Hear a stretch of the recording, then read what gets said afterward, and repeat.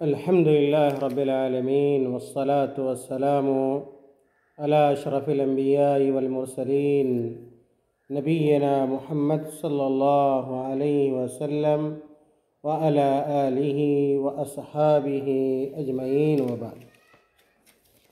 محترم حاضرین و سامعین، حاضرات و سامعات، طلباء و طالبات و دیگر ناظرین کرام، آج کے درس میں انشاءاللہ آپ کے سامنے چند بہت ہی اہم اسلامی مسائل سے متعلق، اسلام کے احکام سے متعلق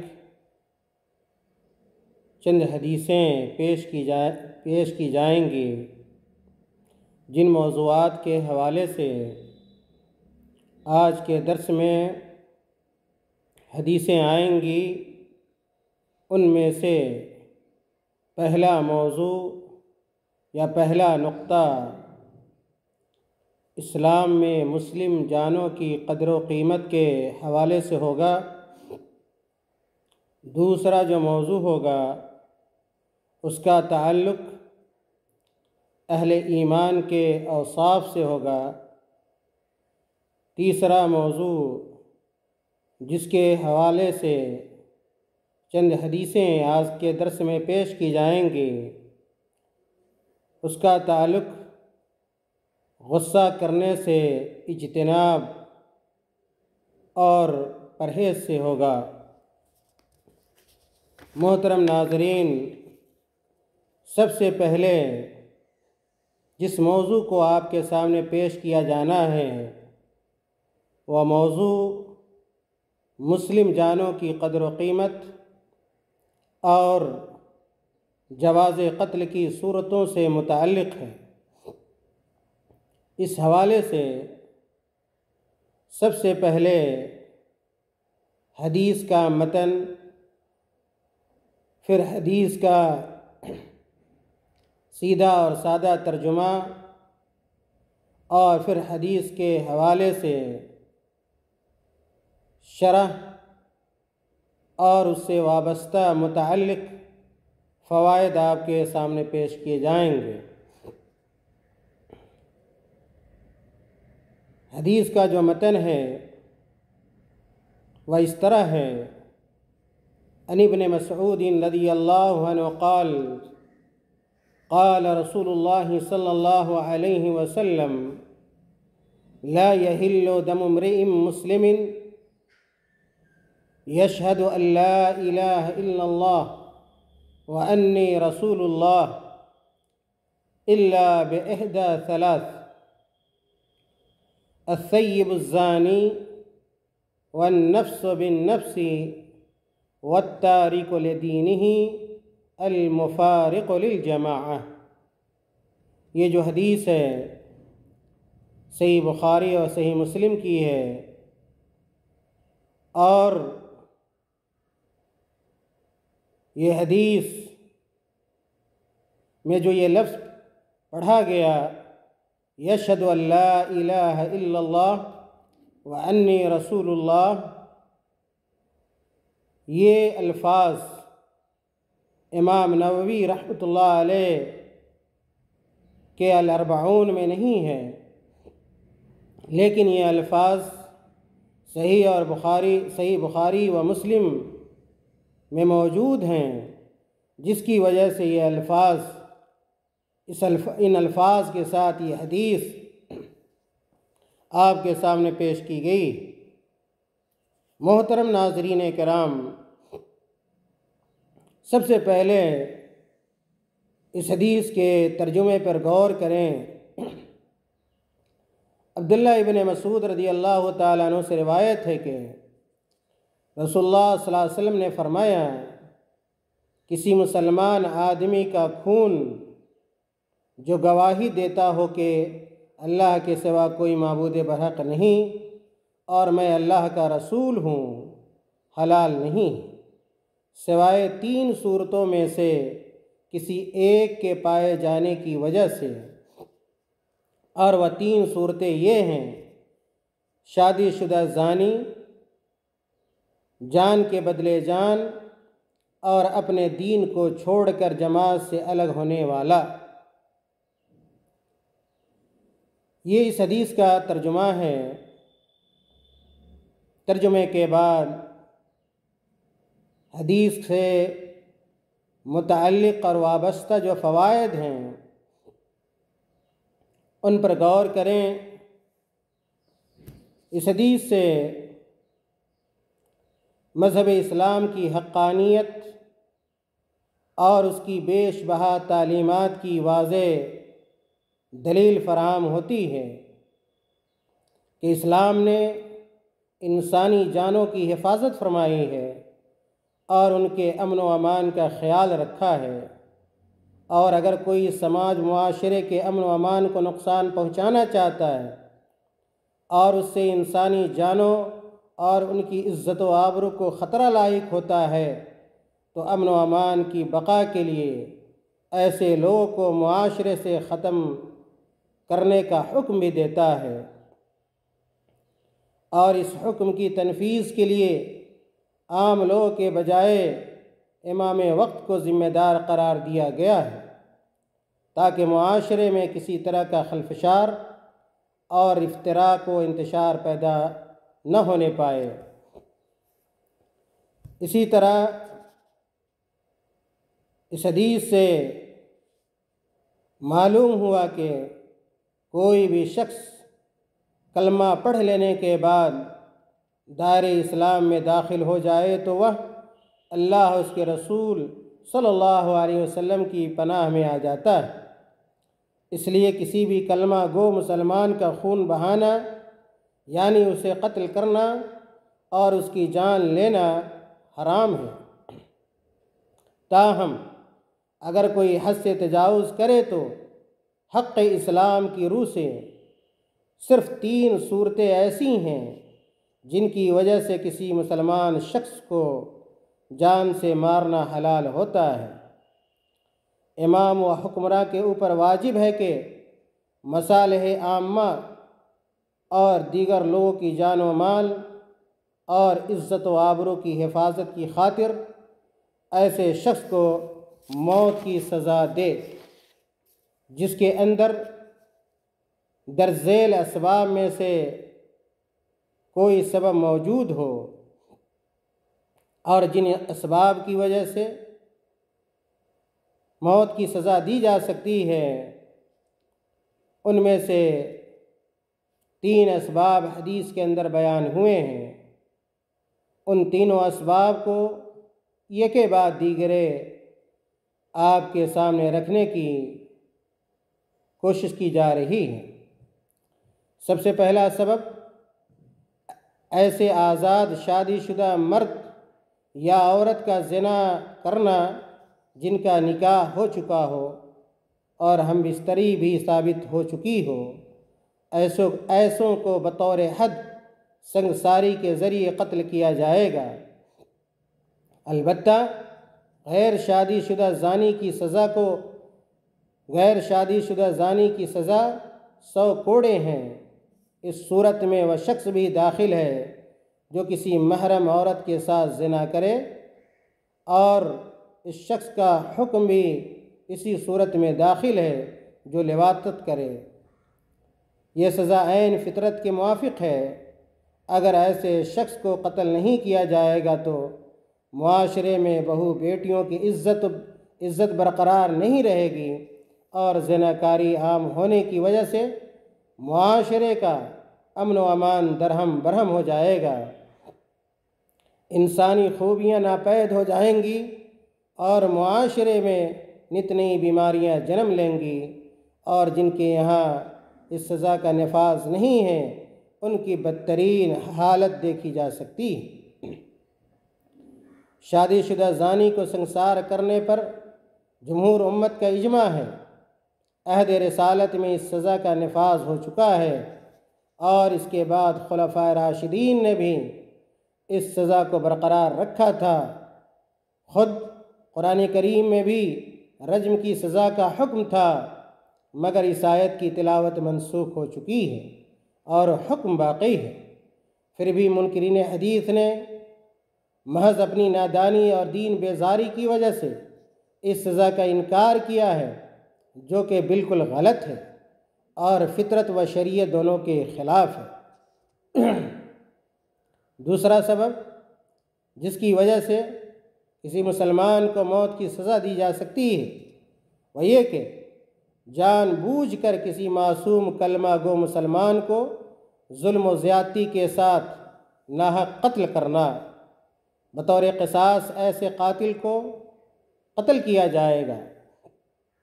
اللہ تعالیٰ نے فرمایا یا ایہا الذین آمنوا کتب علیکم القصاص فی القتلى الحر بالحر والعبد بالعبد والانثى بالانثى۔ اس آیت کا ترجمہ یہ ہے کہ اے مومنو، مقتولوں کا قصاص لینا تم پر فرض کر دیا گیا ہے۔ آزاد یعنی قاتل کے بدلے وہی آزاد، قاتل اور غلام، قاتل کے بدلے وہی غلام قاتل، اور قاتلہ عورت کے بدلے وہی قاتلہ عورت قتل ہوگی۔ یہ سورہ بقرہ کی آیت نمبر 178 ہے۔ محترم ناظرین کرام، عدل کا تقاضا یہی ہے کہ قاتل کو اس کے قتل کے بدلے میں قتل کیا جائے تاکہ مظلومین کی اشک شوئی ہو سکے اور معاشرہ انارکی و بدامنی کا شکار نہ ہو، اور لوگ قتل و خوریزی کرنے سے پہلے ہی اس بات سے متنبہ رہیں کہ قتل کے جرم میں وہ بھی قتل کیے جائیں گے۔ لیکن اگر کسی مسلمان کے ہاتھ سے غلطی سے کسی مسلمان کی جان چلی جائے تو بدلے میں قتل نہیں کیا جائے گا، صرف دیت دینا واجب ہوگا، یا اسی طرح اگر مقتول کے ورثہ قاتل کو معاف کر دیں تو صرف دیت دینا واجب ہوگا، قاتل کو قتل نہیں کیا جائے گا۔ اسی طرح اگر کسی شخص ناحق کسی پر قاتلانہ حملہ کرے اور جس پر حملہ ہو اپنا دفاع کرے اور اسی دفاع کرنے میں حملہ آور کی جان چلی جائے تو ایسے شخص کو بھی بدلے میں قتل نہیں کیا جائے گا۔ تیسرا وہ سبب جس کی وجہ سے کسی مسلمان کو قتل کی سزا دی جا سکتی ہے وہ یہ کہ دین اسلام سے پھر کر مسلمانوں کی جماعت سے علیحدگی اختیار کرنا، حق اور سچ بات کو جان لینے اور اسے قبول کر لینے کے بعد اس سے پھر جانا، اس بات کی دلیل ہے کہ آدمی کا دل ہر طرح کی خیر و بھلائی سے خالی ہے اور حق کو قبول کرنا اسے گوارا نہیں ہے۔ جو شخص اللہ کو دھوکہ دے سکتا ہے وہ عام لوگوں کو بھی دھوکہ دے گا اور پھر ایسا شخص باغی ہوتا ہے، اس لیے اس کا جرم ناقابل معافی ہوتا ہے اور وہ دنیا میں رہنے کا حقدار نہیں رہتا ہے۔ دنیا کے ہر قانون میں بغاوت کی سزا موت ہے، اور چونکہ مرتد شخص بھی اللہ اس کے رسول صلی اللہ علیہ وسلم کا باغی ہوتا ہے، اس لیے وہ واجب القتل ہے۔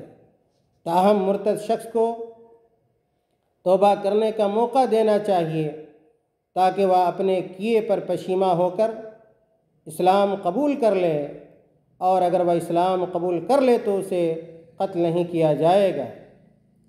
یہی حکم خوارج کا بھی ہے، اور جو کوئی بدعت یا بغاوت کی وجہ سے مسلمانوں کی جماعت سے خروج اختیار کرے اس کا بھی یہی حکم ہے۔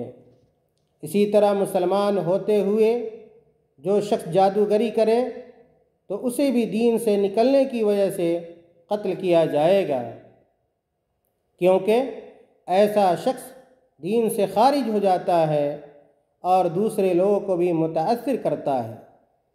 جادوگر اگر توبہ کا اظہار کرے تب بھی اسے قتل کیا جائے گا، کیونکہ وہ دھوکہ دینے والا ہوتا ہے۔ محترم ناظرین کرام، مذکورہ صورتوں کے علاوہ کسی اور صورت میں کہ جس کی صراحت کتاب و سنت میں موجود نہ ہو، کسی بھی مسلمان کا خون بہانا اور اس کو قتل کرنا جائز نہیں ہے۔ اس سے خون مسلم کی حرمت ثابت ہوتی ہے۔ نیز مسلمانوں کو زخمی کر کے یا انہیں مار پیٹ کر ان کے جسم کو تکلیف پہنچانا بھی حرام ہے۔ کتاب و سنت کے دلائل اسی پر دلالت کرتے ہیں اور اس پر مسلمانوں کا اجماع بھی ہے۔ اسی طرح کسی معاہد و ذمی اور مستامن یعنی مسلمانوں کی جانب سے پروانہ امن دیے گئے شخص کا خون بہانا بھی جائز نہیں ہے، کیونکہ ان کی جان و مال کی حفاظت کی ذمہ داری مسلمانوں پر ہوتی ہے۔ نبی صلی اللہ علیہ وسلم نے فرمایا، من قتل معاہدا لم یرہ رائحۃ الجنہ وإن ريحها توجد من مسیرۃ 40 عاما۔ اس حدیث کا ترجمہ یہ ہے کہ جس نے کسی معاہد کو قتل کیا وہ جنت کی بو نہیں پا سکتا جبکہ اس کی بو 40 سال کی دوری سے محسوس کی جائے گی۔ اس سے معاہد شخص کی قتل کی سنگینی کو سمجھا جا سکتا ہے۔ محترم ناظرین کرام، اس حدیث سے جو حدیث پڑھی گئی اس سے بہت ساری باتیں ہمیں معلوم ہوئیں کہ ایک مسلمان کو دوسرے مسلمان یا ہر معصوم انسان کی جان کی قدر و قیمت کو محسوس کرنا چاہیے۔ ساتھ ہی یہ بھی پتہ چلا کہ اگر کوئی کسی کو ناحق قتل کر دیتا ہے تو اسلام میں اس کی سزا موت ہے، یا اسی طرح ان صورتوں میں قتل کیا جائے گا جس کے جواز کی دلیل، جن صورتوں کے جواز کی دلیل شریعت کے اندر موجود ہے۔ اس حدیث کے بعد دوسری جو حدیث آپ کے سامنے رکھی جا رہی ہے، اس حدیث کا تعلق اہل ایمان کے چند اہم اوصاف سے متعلق ہے۔ آئیے سب سے پہلے ہم حدیث کا متن سنتے ہیں۔ حدیث کا متن اس طرح وارد ہے، ان ابی ہریرہ رضی اللہ عنہ ان رسول اللہ صلی اللہ علیہ وسلم قال من كان يؤمن بالله واليوم الآخر فليقل خيرا أو ليصمت ومن كان يؤمن بالله واليوم الآخر فليكرم جاره ومن كان يؤمن بالله واليوم الآخر فليكرم ضيفه۔ یہ حدیث صحیح بخاری اور صحیح مسلم کی ہے۔ اس حدیث کا جو سادہ ترجمہ ہے وہ اس طرح ہے، ابو ہریرہ رضی اللہ عنہ سے روایت ہے کہ رسول اللہ صلی اللہ علیہ وسلم نے فرمایا، جو کوئی شخص اللہ اور آخرت کے دن پر ایمان رکھتا ہو اسے چاہیے کہ وہ اچھی بات بولے یا خاموش رہے۔ جو کوئی اللہ اور آخرت کے دن پر ایمان رکھتا ہو اسے چاہیے کہ وہ اپنے پڑوسی کی عزت کرے، اور جو کوئی اللہ اور آخرت کے دن پر ایمان رکھتا ہو اسے چاہیے کہ وہ اپنے مہمان کی عزت کرے۔ محترم ناظرین کرام، یہ حدیث کا سادہ ترجمہ تھا۔ ترجمے کے بعد آئیے حدیث کی شرح اور اس کے فوائد پر نگاہ ڈالتے ہیں۔ سب سے پہلے اس حدیث سے معلوم ہوا کہ اہل ایمان کی ذمہ داری ہے اور یہ ان کا امتیازی وصف بھی ہے کہ وہ اپنی زبان سے خیر و بھلائی کی باتیں نکالیں اور لایانی گفتگو کے لیے اپنی زبان کو نہ کھولیں، بلکہ ایسی صورت میں ان کے لیے خاموش رہنا ہی بہتر ہے۔ پڑوسیوں کے ساتھ اچھا سلوک کریں اور مہمانوں کی تکریم کریں۔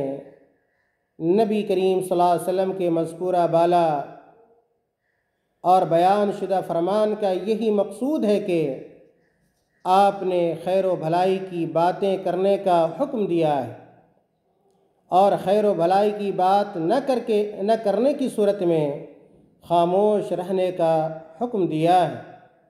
نیز اپنے ہمسایہ پڑوسی کے ساتھ حسن سلوک کرنے اور مہمان کی عزت و تکریم کا حکم فرمایا ہے۔ محترم ناظرین، زبان کی آفتوں سے بچنا اہل ایمان کا فریضہ ہے۔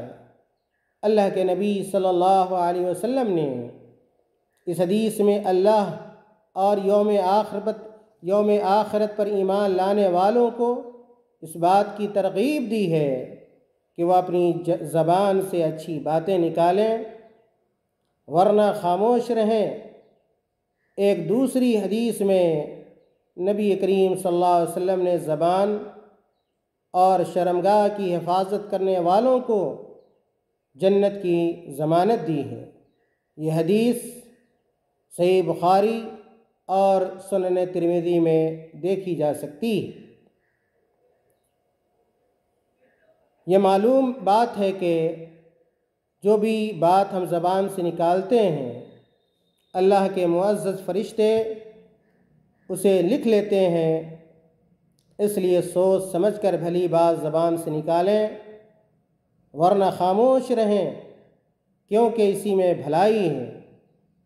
گویا زبان سے بات کرنا بھی ایک طرح کا عمل ہے، اس لیے سوچ سمجھ کر خیر و بھلائی کی بات زبان سے نکالیں، اسے ذکر و اذکار الہی میں تر رکھیں، بجائے کہ ہم اپنی زبان کا غلط استعمال کریں، بری بات اپنی زبان سے نکالیں۔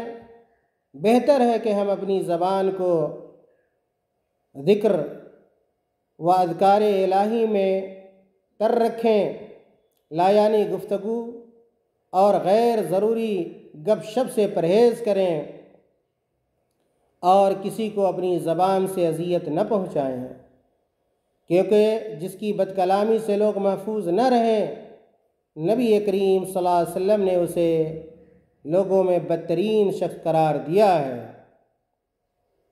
نیز فضول بک بک کرنے والوں اور باچھوں کو کھول کر لمبی چوڑی گفتگو کرنے والوں کو بھی رسول اللہ صلی اللہ علیہ وسلم نے مبغوض، آخرت میں اپنے سے زیادہ دور رہنے والے اور لوگوں میں سب سے بدترین قرار دیا ہے۔ محترم ناظرین کرام، اللہ اور یوم آخرت پر ایمان رکھنے والوں کے لیے اپنے ہمسائے پڑوسی کی عزت و تکریم کرنا بھی ضروری ہے۔ پڑوسی کو تکلیف دینا حرام ہے اور پڑوسی کو ایذا پہنچانے والا کامل مومن نہیں ہو سکتا ہے۔ ایک حدیث میں ہے کہ نبی کریم صلی اللہ علیہ وسلم نے 3 مرتبہ فرمایا واللہ لا یؤمن، اللہ کی قسم وہ شخص کامل مومن نہیں ہو سکتا۔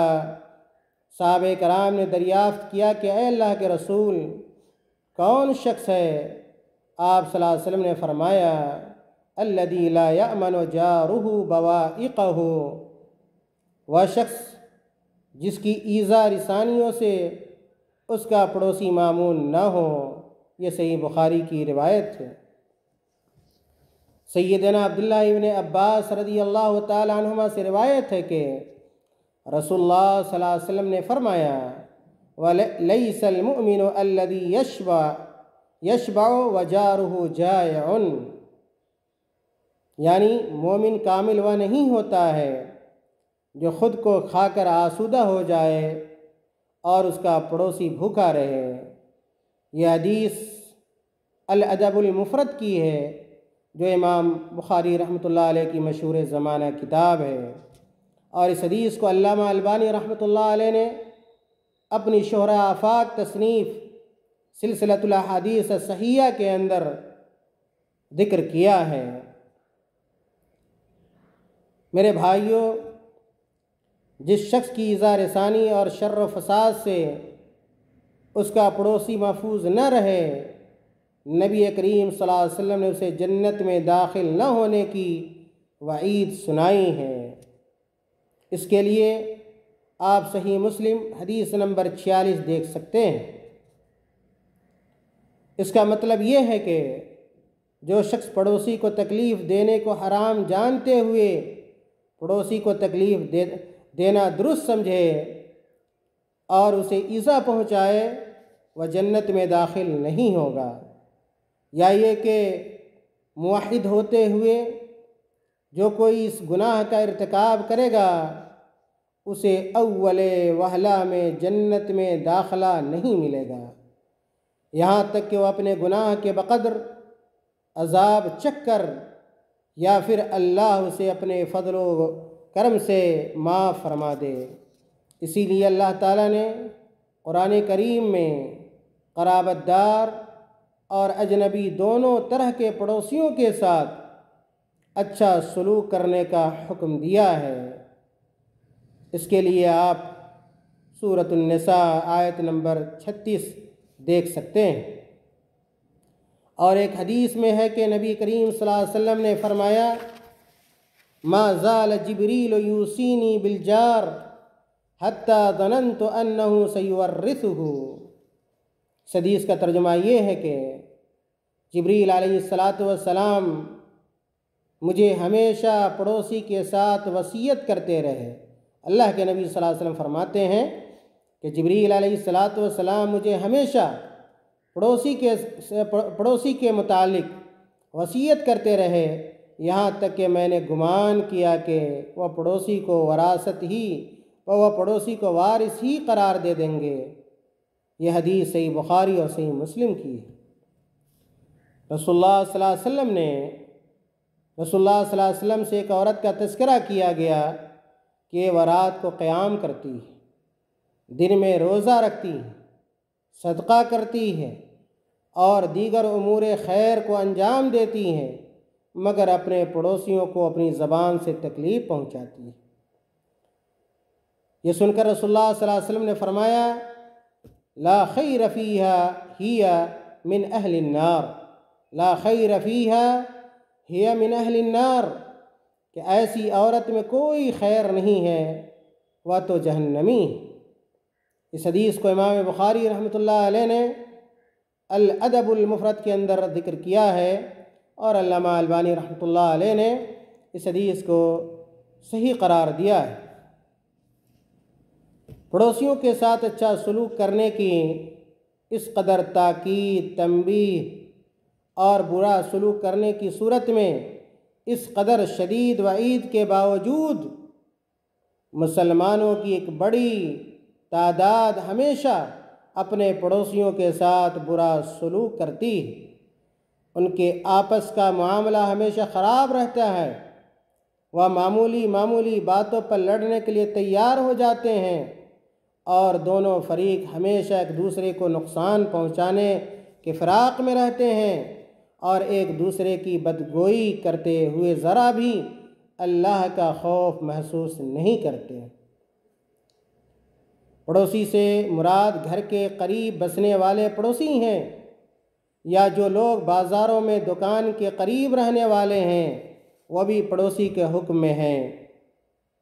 راج بات اس تعلق سے اہل علم کا موقف مختلف ہے، لیکن راج بات یہی ہے کہ عرف عام میں ہر وہ شخص انسان کا پڑوسی ہوتا ہے جو اس کے قریب رہتا ہے، خواہ گھر اور مکان کے قریب رہنے والے ہوں یا پھر بازار میں دکان کے قریب رہنے والے دکاندار ہوں، یا پھر بڑی بلڈنگوں اور ہاسٹل میں قریب رہنے والے لوگ ہوں۔ اس طرح کے سبھی لوگوں میں پڑوسی کا اطلاق ہو سکتا ہے۔ اس لیے ہر اس پڑوسی کے ساتھ اچھا سلوک کرنا چاہیے اور ہر ایک سے خندہ پیشانی کے ساتھ ملنا چاہیے، جسے عام طور پر پڑوسی سمجھا جاتا ہے۔ تاہم جو جتنا قریب ہوگا وہ اکرام و سلوک کا زیادہ مستحق ہوگا، اور اگر پڑوسی رشتہ دار ہے تو وہ دوہرے حق کا مستحق ہو جائے گا۔ ایک تو قرابت دار ہونے کی وجہ سے احسان و صلہ رحمی کا حق، اور دوسرے پڑوسی ہونے کا حق، اور مسلمان ہونے کی وجہ سے ہر طرح کا پڑوسی احسان و اچھے سلوک کا مستحق ہوتا ہے۔ اگر کسی مسلمان بھائی کا پڑوسی کوئی کافر شخص ہو تب بھی اس کے ساتھ بہتر سلوک اور اچھا معاملہ کرنا چاہیے، اس سے کیے گئے عہد و پیمان کو پورا کرنا چاہیے، اسے ہدیوں اور تحفوں سے نوازنا چاہیے، اور اپنی ذات و کردار سے اسے تکلیف نہیں پہنچانی چاہیے۔ نیز زبان و بیان کے علاوہ اپنے اپنے حسن معاملہ اور بہتر اخلاق و کردار کے ذریعے بھی اسے اسلام کی دعوت دینی چاہیے۔ محترم ناظرین کرام، اللہ اور یوم آخر پر ایمان رکھنے والوں کے لیے بقدر استطاعت حسب دستور ایک دن و رات مہمان کی ضیافت کرنا واجب ہے، اور 3 دن تک مہمان کی عزت و ضیافت مستحب ہے، اور اس سے زیادہ ٹھہرنے کی صورت میں میزبان کو اختیار ہے۔ نیز 3 دن کے بعد مہمان پر خرچ کرنا صدقہ ہوگا، اس لیے مہمان کو بھی چاہیے کہ کسی کے یہاں بطور مہمان 3 دن سے زیادہ قیام نہ کرے کہ میزبان اکتا جائے۔ میزبان مہمان کی ضیافت کرنے سے انکار کرے تو ایسی صورت میں میزبان سے مہمانی کے بقدر سامان وصول کرنا جائز ہے، اور یہ چیز وجوب ضیافت کو مؤکد کرتی ہے۔ بعض اہل علم کا خیال ہے کہ یہ حکم ابتدائی اسلام میں تھا اور بعد میں اس پر عمل نہیں رہا، یہ کہ یہ ان عقوبات میں سے ہے جو مال کے متعلق بطور زجر نافذ کیا گیا تھا، اور پھر فرضیت زکوٰۃ کے بعد یہ حکم منسوخ ہو چکا ہے، مگر منسوخ ہونے کے لیے دلیل کا ہونا ضروری ہے، اور منسوخ ہونے سے متعلق سوائے دعویٰ کے کوئی دلیل نہیں پائی جاتی۔ بعض اہل علم کے نزدیک مہمان کی ضیافت اس وقت واجب ہوتی ہے جب کوئی گاؤں دیہات اور چھوٹی بستی میں مہمان بنے، اور بڑے شہروں و بستیوں میں مہمان نوازی واجب نہیں ہے، اس لیے کہ وہاں قیام کے لیے ہوٹل وغیرہ ہوتے ہیں، لیکن اس مفہوم کی حدیثیں عام ہیں اور تفریق کی کوئی دلیل نہیں پائی جاتی۔ اسی طرح اسے ذمیوں اور مجبور و پریشان حال مسافروں کے ساتھ خاص ماننا بھی درست نہیں ہے، کیونکہ ان کے ساتھ خاص ماننے کی کوئی واضح و صریح منصوص دلیل نہیں پائی جاتی ہے۔ نیز ضیافت اور اس کی وجوبیت سے متعلق حدیثیں فیصلہ کن حیثیت رکھتی ہیں، جیسا کہ پیش کردہ حدیث کے علاوہ دیگر احادیث اس بات کے اوپر دلالت کرتی ہیں۔ سیدنا مقدام بن مادی کرب رضی اللہ عنہ سے روایت ہے کہ رسول اللہ صلی اللہ علیہ وسلم نے فرمایا، وَمَن نَزَلَ بِقَوْمٍ فَعَلَيْهِمْ أَن يُقْرُوهُ فَإِن لَّمْ يَقْرُوهُ فَلَهُ أَن يُعْقِبَهُمْ بِمِثْلِ قِرَاهُ۔ اس حدیث کا ترجمہ یہ ہے کہ اور جو شخص کسی قوم کے ہاں پڑاؤ ڈالے تو ان لوگوں پر وہ لازم ہے کہ وہ اس کی ضیافت کریں، اور اگر وہ اس کی ضیافت نہ کریں تو پھر اسے حق حاصل ہے کہ وہ اپنی ضیافت کے بقدر یا برابر ان سے وصول کر لے۔ یہ حدیث سنن ابو داود کی ہے اور امام دارمی رحمۃ اللہ علیہ نے بھی اس حدیث کو اپنی سنن میں ذکر کیا ہے۔ اسی طرح مہمان کی ضیافت کے حوالے سے ایک دوسری حدیث بھی ہے۔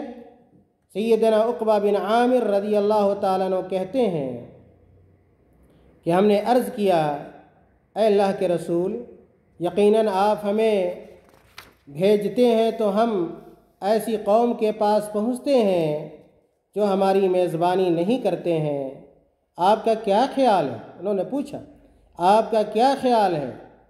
رسول اللہ صلی اللہ علیہ وسلم نے ہمارے لیے فرمایا، سوال کا جواب دیا رسول اللہ صلی اللہ علیہ وسلم نے کہ ان نزلتم بقوم فامروا لكم بما ينبغي للضيف فاقبلوا فإن لم يفعلوا فخذوا منهم حق الضيف الذي ينبغي لهم۔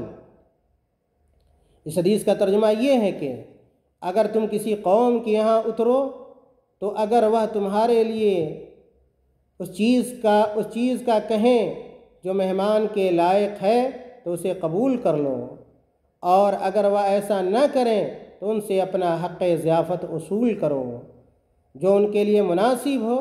یہ حدیث صحیح بخاری اور صحیح مسلم کی ہے۔ اسی طرح حق ضیافت سے متعلق ایک اور روایت ابو ہریرہ رضی اللہ تعالیٰ عنہ سے مروی ہے کہ نبی کریم صلی اللہ علیہ وسلم نے فرمایا، ایما ضیف نزل بقوم فاصبح الضیف محروما فلہ ان یاخذ بقدر قراہ ولا حرج علیہ۔ اس حدیث کا ترجمہ یہ ہے کہ جو کوئی مہمان کسی قوم کے یہاں حاضر ہو اور مہمان ضیافت سے محروم رہے تو وہ اپنی ضیافت کے بقدر لے سکتا ہے، یعنی حق ضیافت وصول کر سکتا ہے، اس پر کوئی گناہ نہیں ہوگا۔ یہ حدیث مسند احمد کی ہے۔ علامہ البانی رحمۃ اللہ علیہ نے اس حدیث کو صحیح قرار دیا ہے۔ محترم ناظرین کرام، میزبان کی طرف سے میزبانی سے انکار کرنے کی صورت میں میزبان سے مہمانی کے بقدر سامان لینے پر دلالت کرنے والی احادیث ان احادیث کے خلاف اور متعارض بھی نہیں ہیں جو اس بات پر دلالت کرتی ہیں کہ کسی دوسرے شخص کا مال اس کی اجازت اور خوشی کے بغیر لینا جائز نہیں، کیونکہ اس مفہوم کی حدیثیں عام ہیں اور صاحب مال کی اجازت و خوشی کے بغیر سامان لینے والی احادیث منکرین ضیافت کے ساتھ خاص ہیں، اور یہ معروف قاعدہ ہے کہ عام و خاص کے درمیان تعارض نہیں ہوتا ہے، اس لیے کہ دونوں کا محل جدا ہوتا ہے۔ محترم ناظرین، آج کل مہمانوں کے ساتھ اچھا سلوک کرنے اور ان کی ضیافت کرنے سے متعلق مسلمانوں کے ہاں بہت سستی و کاہلی پائی جاتی ہیں، حتیٰ کہ پریشان حال لوگوں کو دیکھ کر بھی لوگ منہ پھیر لیتے ہیں اور ضیافت کے خوف سے قریبی احباب و اخوان کو بھی پہچاننے سے انکار کر دیتے ہیں، بلکہ ضیافت و اچھا سلوک کرنے کے بجائے خود مہمان سے کھانے کے خواہاں ہوتے ہیں۔ اللہ ہماری اصلاح فرمائے اور ہمیں اسوہ نبوی کو اپنانے کی توفیق دے۔ حدیث میں نبی کریم صلی اللہ علیہ وسلم نے پڑوسی اور مہمان کے ساتھ بہتر سلوک کرنے کے لیے اکرام کا لفظ استعمال کیا ہے، جو اپنے اندر بڑا وسیع مفہوم رکھتا ہے۔ چنانچہ مہمانوں کے ساتھ اکرام کرنے کا مطلب یہ ہے کہ حسب حیثیت دستور کے مطابق ان کی مہمانی اور ان کی عزت و تکریم کی جائے، اور ضیافت کے سلسلے میں اپنی استطاعت، پہنچ اور حد اعتدال سے بڑھ کر بیجا تکلف نہ اختیار کیا جائے۔ پڑوسیوں کے ساتھ اکرام کرنے کا مطلب یہ ہے کہ حسب حیثیت ان کے ساتھ بہتر تعامل اور عمدہ طرز سلوک اپنایا جائے، وہ جس چیز کے زیادہ مستحق ہوں ان کا خیال رکھا جائے۔ اگر پڑوسی نادار و غریب ہے تو کھانے پینے کے سامان وغیرہ اسے دیا جائے اور حسب حیثیت ان کی مالی مدد کی جائے، اور ایسا نہ ہو کہ آپ کا کوئی پڑوسی بھوکا رہ جائے۔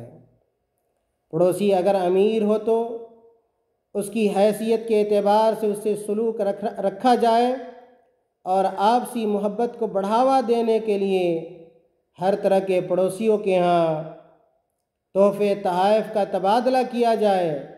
نبی کریم صلی اللہ علیہ وسلم نے یہاں اس حدیث میں نبی کریم صلی اللہ علیہ وسلم نے اس حدیث میں اکرام کی بات کہی ہے، جس میں ہر طرح کا بہتر سلوک داخل ہے۔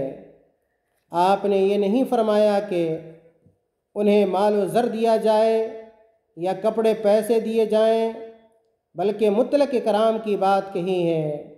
اس لیے ہر وہ سلوک اور خیرخواہی روا رکھی جائے جسے لوگ عرف عام میں اکرام سمجھتے ہیں، اور انہیں اپنے قول و کردار سے کسی طرح کی تکلیف نہ پہنچائی جائے۔ اس حدیث سے جو محتم بالشان حدیث ہے، یہ پتہ چلتا ہے کہ مذکورہ آداب و خصائل ہمیں اختیار کرنے چاہیے، ہمیں اپنانے چاہیے، اور یہ ان آداب کو اختیار کرنا ہر صاحب ایمان شخص کے لیے ضروری ہے۔ ان آداب و تعلیمات کے فوائد بے شمار ہیں، اور اس طرح کی بیش بہا تعلیمات مذہب اسلام کی امتیازی خصوصیات میں سے ہیں کہ وہ اپنے ماننے والوں کو اپنے ایسے آداب و اخلاق حسنہ کی تعلیم دیتا ہے جن سے باہمی الفت و محبت اور آپسی انسیت و یگانگت کو حوصلہ ملتا ہے۔ لیکن یاد رہے کہ ان اوصاف کے متحمل و خوگر اور ان کی پابندی کرنے والے وہی لوگ ہوتے ہیں جو اللہ اور یوم آخرت پر کامل ایمان رکھتے ہیں۔ در حقیقت اللہ اور روز قیامت پر مضبوط ایمان ہی ہر طرح کی خیر و بلائی کی جڑ اور بنیاد ہے۔ اس حدیث سے یہ بھی معلوم ہوا کہ اعمال ایمان میں داخل ہیں، یعنی اعمال ایمان کا حصہ اور اس کی شاخ ہیں، اور یہ بات واضح ہے کہ بندوں کے اعمال میں کمی و بیشی ہوتی رہتی، اور جب اعمال میں کمی و بیشی ہوگی تو یقیناً ایمان میں بھی کمی و بیشی ہوگی، اور اس حقیقت سے ہر کوئی واقف ہے کہ تمام مومنوں کا ایمان یکساں نہیں ہوتا ہے، بلکہ ان کے اعمال کے حساب سے کم اور زیادہ ہوتا رہتا ہے۔ مطلب یہ ہے کہ بندہ مومن کا ایمان طاعت و بندگی سے بڑھتا ہے اور معصیت و نافرمانی سے گھٹتا ہے۔ ناظرین کرام، عزیز طلبہ و طالبات و دیگر حاضرین و حاضرات، سامعین و سامعات،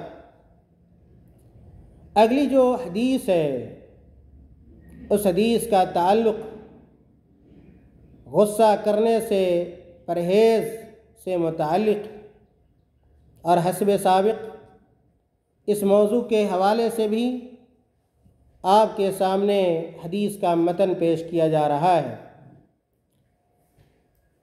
عن ابی ہریرہ رضی اللہ عنہ ان رجلا قال للنبی صلی اللہ علیہ وسلم اوصینی قال لا تغضب فردد مرارا قال لا تغضب رواہ البخاری۔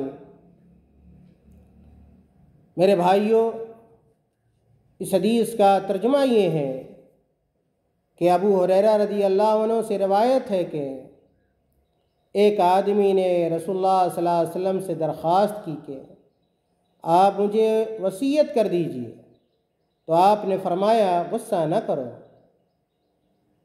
اس نے کئی مرتبہ درخواست کی اور آپ نے یہی فرمایا غصہ نہ کرو۔ یہ حدیث صحیح بخاری کی ہے، حدیث نمبر 6116 ہے۔ اب آئیے اس حدیث کی شرح اور اس کے فوائد پر نگاہ ڈالتے ہیں۔ اس حدیث پر غور کرنے سے یہ پتہ چلتا ہے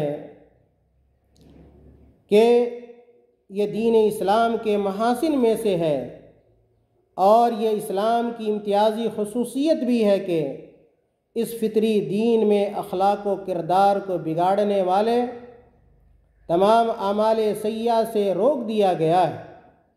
غصہ حسن اخلاق اور سیرت و کردار کو بگاڑنے والی خوبی ہے، اس لیے اسلامی شریعت نے اس سے بھی منع فرما دیا ہے۔ نبی کریم صلی اللہ علیہ وسلم انتہائی حکمت و دانائی کے ساتھ لوگوں کے ساتھ معاملہ فرماتے تھے، اور سوال کرنے والوں کے مزاج اور نفسیات کو دیکھ کر حسب حال انہیں جواب دیتے اور واعظ و نصیحت فرماتے تھے۔ اس حدیث میں بھی آپ صلی اللہ علیہ وسلم نے حکیمانہ پہلو کو اختیار فرمایا ہے، اور صحابی رسول کے بار بار دریافت کرنے کے باوجود انہیں غصہ سے بچنے کی تاکید فرمائی۔ ممکن ہے ان کے اندر غصے کا میلان زیادہ رہا ہو، اس لیے آپ نے کئی مرتبہ غصہ سے بچنے کی تاکید و وصیت فرمائی۔ محترم ناظرین، کسی ناگوار بات یا تکلیف پہنچنے کی وجہ سے فوراً آپے سے باہر ہو جانے اور سوچے سمجھے بغیر جو جی میں آئے کر گزرنے اور جو منہ میں آئے بول دینے کا نام غصہ ہے۔ اس کی وجہ سے باہم گالی گلوچ اور لڑائی جھگڑے تک کی نوبت آ جاتی ہے، بلکہ بسا اوقات طلاق و خلا اور قتل و خون ریزی تک کی صورت پیدا ہو جاتی ہے۔ غصہ کے اثرات چہرے پر بھی عیاں ہوتے ہیں، اور زبان و دیگر اعضاء سے بھی اس کا اظہار ہوتا ہے۔ اگر دینی غیرت و حمیت کی وجہ سے غصہ آئے اور آدمی حد اعتدال میں رہ کر اپنے غصے کا اظہار کرے تو اس میں کوئی قباحت نہیں، بلکہ یہ مسنون و پسندیدہ عمل ہے، اور ایمانی غیرت کا تقاضا بھی یہی ہے کہ منکر و غیر شرعی کام پر غصہ کیا جائے۔ غصہ سے بچنے کی تاکید نبی کریم صلی اللہ علیہ وسلم نے اس حدیث میں فرمائی ہے۔ نبی کریم صلی اللہ علیہ وسلم نے اس حدیث میں دنیا و آخرت کی بھلائی کو جمع فرما دیا ہے۔ غصہ ایک ایسا وصف ہے جس کی وجہ سے اچھا بھلا آدمی بھی بڑے بھیانک کام انجام دے دیتا ہے، جو اس کی دنیا و آخرت کی خرابی و بربادی کا سبب بنتا ہے۔ غصے کی حالت میں انسان کی سمجھ بوجھ ناپید ہو جاتی ہے اور عقل و خرد معاف ہو جاتی ہیں۔ وہ اس حالت میں نرمی و رحم دلی اور باہمی الفت و محبت جیسی بہترین صفات سے خالی ہو جاتا ہے، اور شیطان اس پر مکمل تسلط حاصل کر لیتا ہے۔ اس لیے خود بھی غصہ کرنے سے پرہیز کریں، اور غصہ آنے کی صورت میں آپے سے باہر ہو کر اول فول بکنے سے گریز کریں، اور دوسروں کو بھی غصہ نہ دلائیں۔ محترم ناظرین، اس حدیث میں غصہ سے بچنے کی جو تاکید کی گئی ہے، اس کا مطلب یہ ہے کہ ایسے امور و معاملات اختیار نہ کیے جائیں اور ایسے اسباب و وسائل سے بچا جائے جن کی وجہ سے آدمی کو غصہ آئے، اور ایسی مجلسوں سے دوری اختیار کی جائے جہاں آدمی لوگوں کی باتوں کو ضبط نہ کر سکے، تکبر و گھمنڈ جیسی مذموم صفات سے دوری اختیار کی جائے، اپنے اندر صبر و تحمل اور بردباری کی خوبی کو پروان چڑھایا جائے اور اپنے جذبات کو قابو میں رکھا جائے۔ تاہم کبھی کسی بات پر غصہ آ جائے تو اپنے غصے پہ کنٹرول رکھا جائے، غصے کی حالت میں کوئی فیصلہ نہ کیا جائے اور نہ کسی طرح کی کارروائی کی جائے، اور سب سے بڑی بات یہ کہ آپے سے باہر نہ ہوا جائے۔ اس نبوی ممانعت کا مطلب یہ نہیں کہ سرے سے غصہ کرنا ممنوع ہے، اس لیے کہ کوئی شخص سرے سے غصہ ہی نہ کرے، کیونکہ غصہ ایک فطری و طبعی جذبہ ہے۔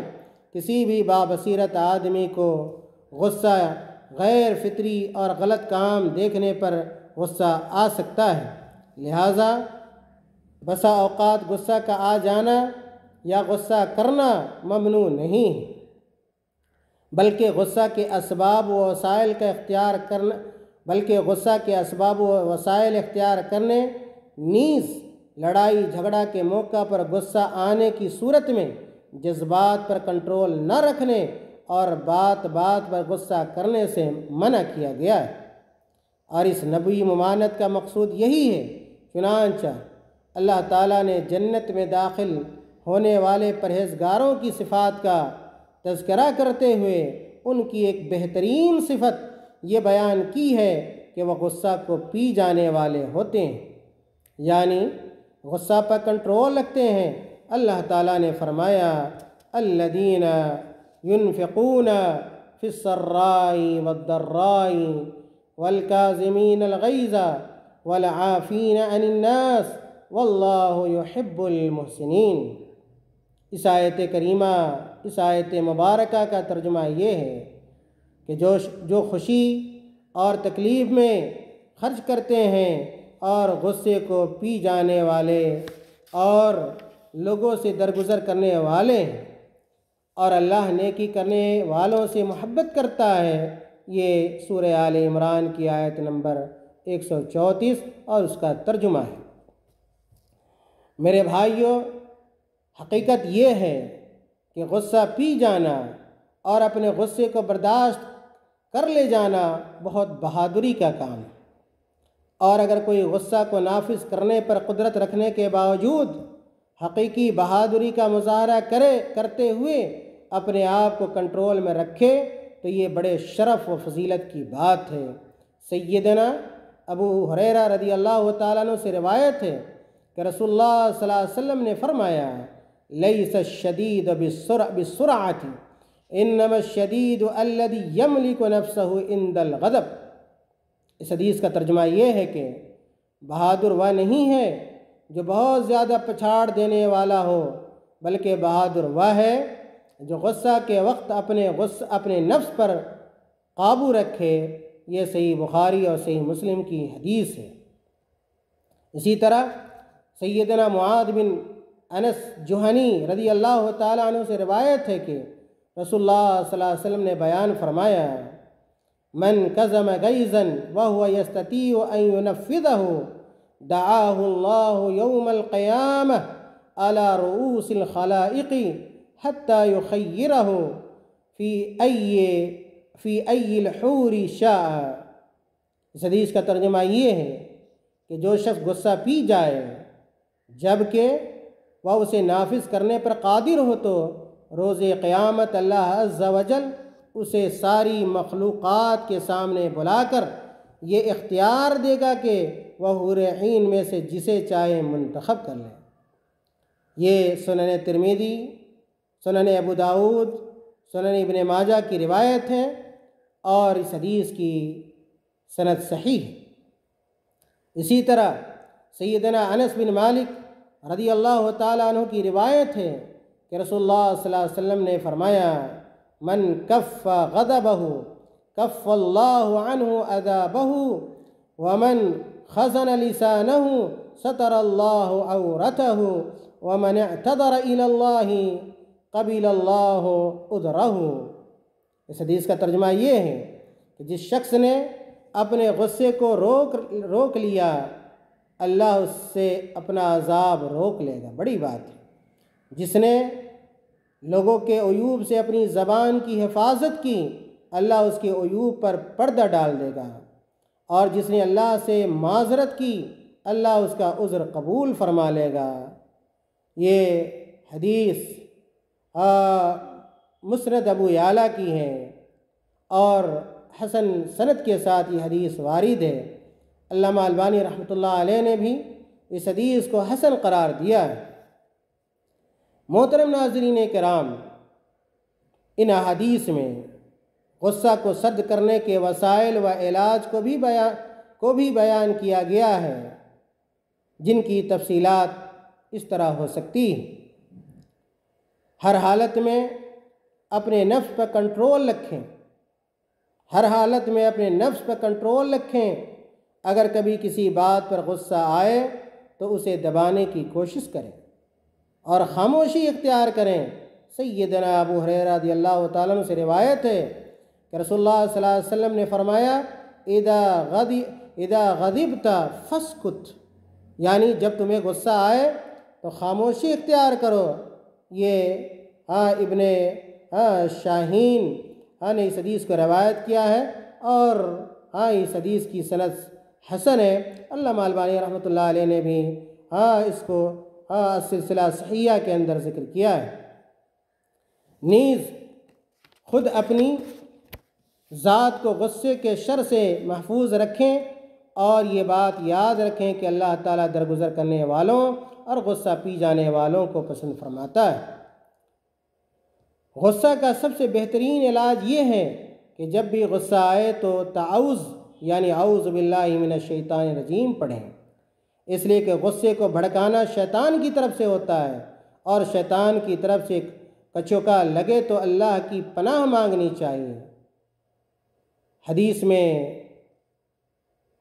میں بھی ایسے موقع پر تعوذ پڑھنے کی تعلیم دی گئی ہے۔ صحیح بخاری اور صحیح مسلم کے اندر اس تعلق سے حدیث موجود ہے۔ بندہ مومن اگر اس کی حقیقت کو سمجھتے ہوئے اللہ کی پناہ میں آئے گا تو ضرور اس سے غصہ دور ہو جائے گا۔